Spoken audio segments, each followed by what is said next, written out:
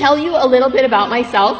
You just heard it, but I have a bachelor's degree in engineering, a doctorate in law. I gave up a promising law career to move to India to work with slum children and at-risk youth. I won a pageant, actually 2. I am a Facebook influencer. I have 4.8 million fans on Facebook. I am a dancer. I'm an aspiring actress. And as you can see, I'm in a wheelchair.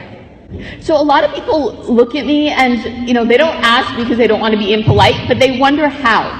How did I do all of this? And the answer is 2 words.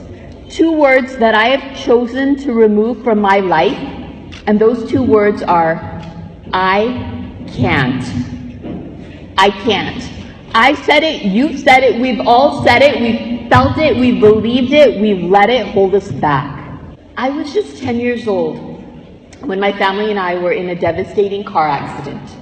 One moment I was sleeping in the back seat of my parents' car with no worries in the world, and the next moment there were ambulances all around and doctors told my parents I would never walk again. I used to sit and cry for hours. After the accident, my first thought whenever I had to learn something new was, I can't.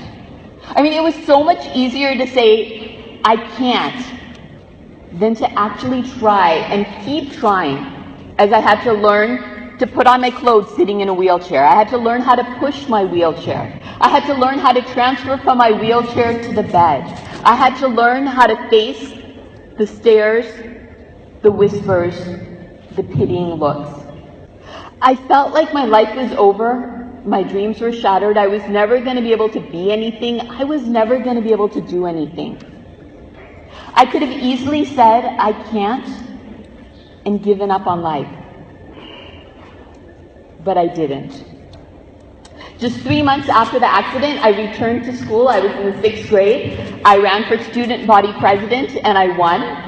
I participated in the school play. I danced on stage. I even participated in sports, all while seated in this wheelchair. I can't. Every regret starts with it. All hope ends with it. It is the universal excuse to not even try. So as a teenager, I somehow through a mix-up, I received an invitation to participate in the Miss Teen of Washington pageant. Now, like many little girls, I had the dream of being a beauty queen, but I knew I can't. So the first thing I did was I called the pageant director and I told him, I'm in a wheelchair. He didn't know what to say. I didn't know what to do. Who'd ever heard of a girl in a wheelchair in a beauty pageant? But I tried anyways, and I ended up winning. And I became the first person in the world in a wheelchair to win a pageant where the other girls were not in a wheelchair. I can't. Don't say it, don't feel it, don't believe it, and do not let it hold you back. I was always a straight A student, so after high school, when it came time to go to college, I was terrified. There were thousands of students, and the campus was huge if you've ever been to the UW. I didn't even know how I was going to get from class to class, but I went anyways. And I ended up graduating near the top of my class with a bachelor's degree in engineering, and I went on to law school and I graduated with highest honors.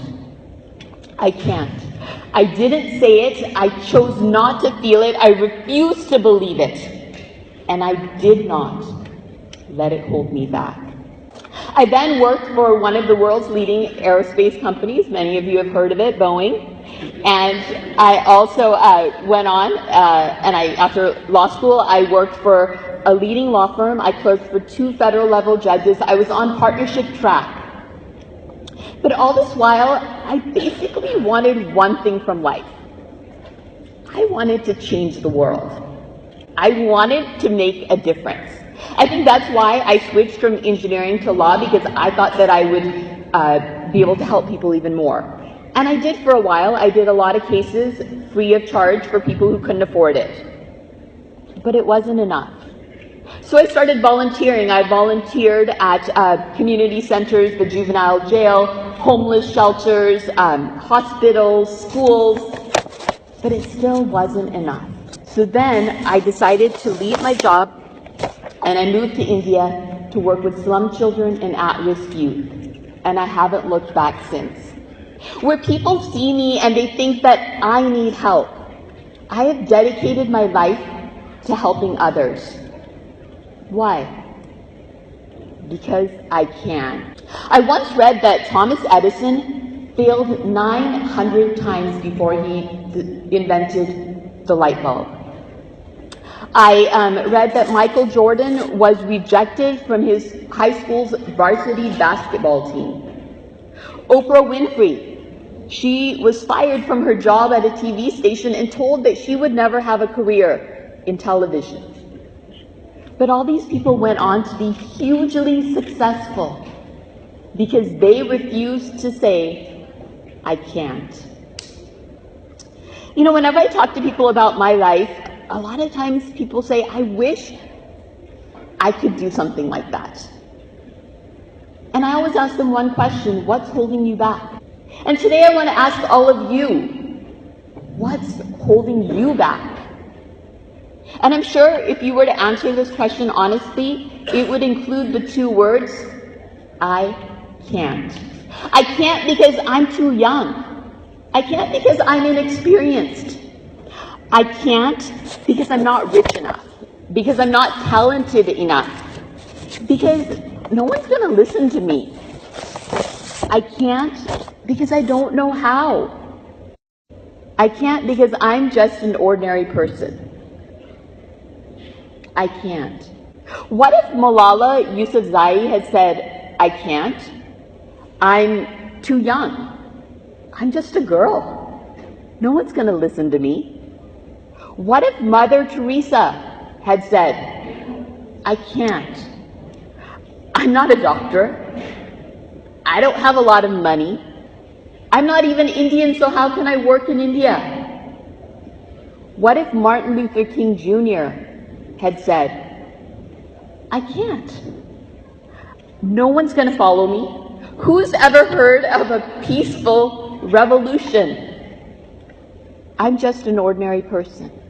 Today, I want to encourage you guys throughout life, whenever you think or you start doubting yourself, just remember two words: I can.